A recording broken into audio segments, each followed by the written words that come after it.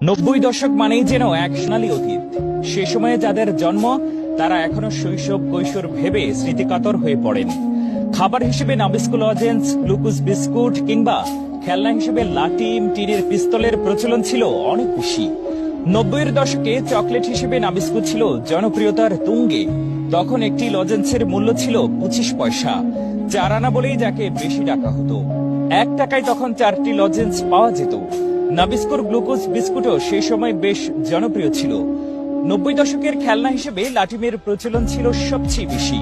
ঘুরন্ত অবস্থায় অনেকেই লাটিমগুলোকে হাতের তালুতে তুলে নিত।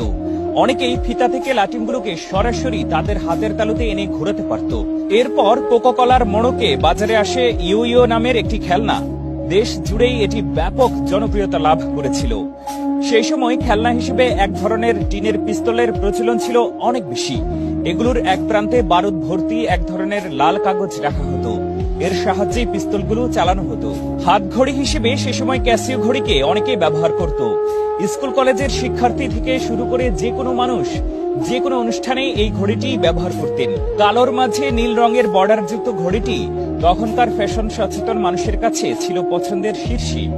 বর্তমান সময়ের মতো তখন সবার ঘরে বিদ্যুৎ ছিল না, তাই সন্ধ্যা হলেই সবার বাড়িতে তখন কুপি কিংবা হারিকেন জ্বলে উঠত। সেই আলোতেই হতো পড়াশোনা, খাওয়া দাওয়া সহ অন্যান্য সব গুরুত্বপূর্ণ কাজ। অনেক দূর থেকে পড়াশোনার আওয়াজ শোনা যেত। সেই আলোতেই খাওয়া দাওয়া সহ অন্যান্য সব গুরুত্বপূর্ণ কাজ হতো। প্রসাধনী হিসেবে মিল্লাত ঘামাচি পাউডার, তিব্বত স্নো কিংবা কসকো গ্লিসারিন সাবানের চাহিদা ছিল অনেক বেশি।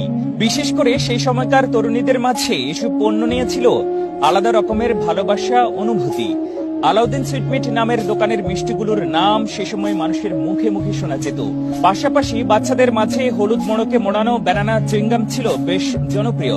90-এর দশকে সবচেয়ে জনপ্রিয় কলম হয়ে ওঠে ইকোনো বলপেন। পরবর্তীতে ইকোনো ডিএক্স কলম আসার পরে এর জনপ্রিয়তা আরো বৃদ্ধি পায়। 1988 সালের দিকে ইকোনো সর্বপ্রথম বাংলাদেশের বাজারে নিয়ে আসে প্লাস্টিকের কলম। তখন এর মূল্য ছিল মাত্র 3 টাকা। এর আগে দেশের বাজারে প্রচলন ছিল রেড লিফ কলমের, যার দাম ছিল 7 টাকা। কালো কালি ছাড়াও ইকোনো ডিএক্স নীল এবং লাল কালির কলমও বাজারে এনেছিল। তখন দেশলাই বা ম্যাচ হিসেবে প্রজাপতি ম্যাচের ব্যবহার হতো সবচেয়ে বেশি। 8 আনা কিংবা 1 টাকায় তখন এই ম্যাচের বক্স পাওয়া যেত।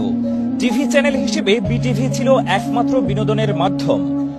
ছোটদের জন্য জনপ্রিয় কার্টুন ছিল মিনা।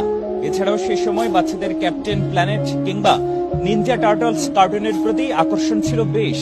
ম্যাকগাইভার এবং সিন্দাবাদ নাটকের পাশাপাশি বাংলায় ডাবিং করা নাটক আলিফ লায়লার কথা ভেবে এখনো অনেকেই স্মৃতিকাতর হয়ে থাকেন। ম্যাগাজিন, অনুষ্ঠান ইত্যাদি এ সময় ব্যাপক আলোড়ন সৃষ্টি করেছিল। সে সময় ঘরে ঘরে টেলিভিশন ছিল না। যাদের বাড়িতে ছিল তারা অনুষ্ঠান প্রচারের সময় তাদের টিভি ঘরের বাইরে নিয়ে আসতেন। একটি টেলিভিশনের সামনে শত শত মানুষ সে সময় অনুষ্ঠানগুলো উপভোগ করতেন। ছোটদের প্রতিভা অন্বেষণের জন্য জনপ্রিয় অনুষ্ঠান ছিল নতুন কুড়ি। এই অনুষ্ঠানে শিশু শিল্পীরা নাচ, গান, অভিনয়, কবিতা, আবৃত্তি সহ অন্যান্য প্রতিভা পরিবেশন করত।